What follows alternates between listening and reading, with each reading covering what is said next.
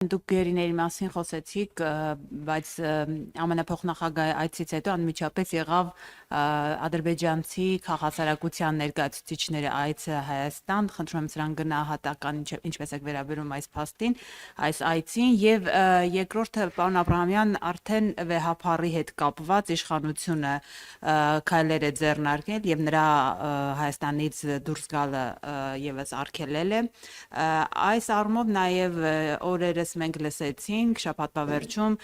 Դոշտ հեռուստաընկերությանը տված հարցազրույցում ազգային ժողովի նախագահը խոսել է հոգեվորականների մանկապղծության փաստի մեջ, այսպես ասած, թաթախված կամ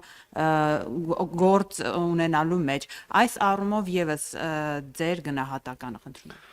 Վերջից սկսեմ, ինչ վերաբերում է ազգային ժողովի նախագահի այդ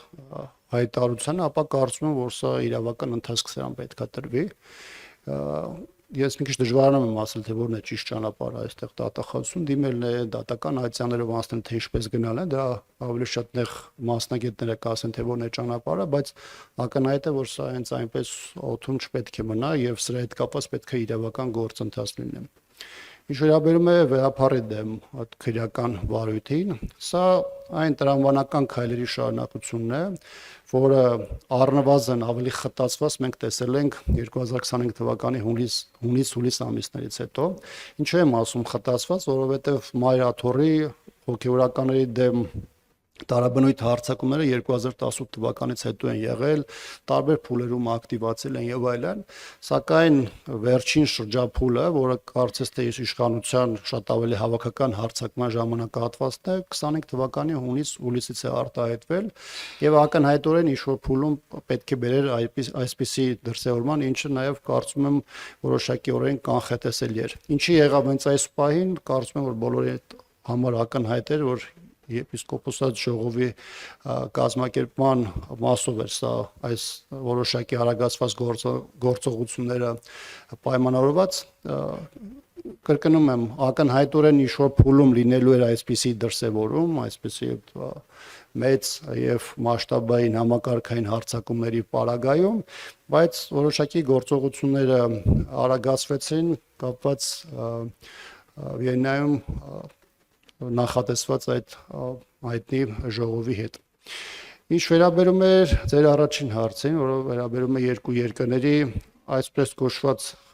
քաղաքասարակության ներկայացուցիչներին, կարծում եմ, որևէ նոր բան չեմ ասի ձեզ, եթե ասեմ, որ Ադրբեջանում առհասարակ շատ մեծ չափազանցություն է քաղաքացիական հասարակություն ասելը, որովհետև Ադրբեջանում շատ վաղուց բռնապետություն է կառուցված, այնտեղ խոսել ազատ մեդիայի մասին, խոսել հասարակական կազմակերպությունների մասին, որոնք դուրս են իշխանության վերահսկողությունից, պարզապես չեն կարող ասել, եւ սա որոշակի նաեւ ուժային, այսպես ասած, մարմինների կազմակերպած խումբ է, որոնք ամեն մեկ ունեն տարբեր խնդիրներ, մի մասը հանրային մակարդակում, մի մասը չերևացող մակարդակում եւ այլն։ Դեռ չեմ խոսում այն մասին, որ իրենք այդ մարդիկ կամ այդ մարդկանց ճնշող մեծամասնությունը դեռևս որոշ կարճ ժամանակ առաջ խոսում էին հայերի նկատմամբ ատելության կամ հայերի դեմ գործողությունների ամենաբարձր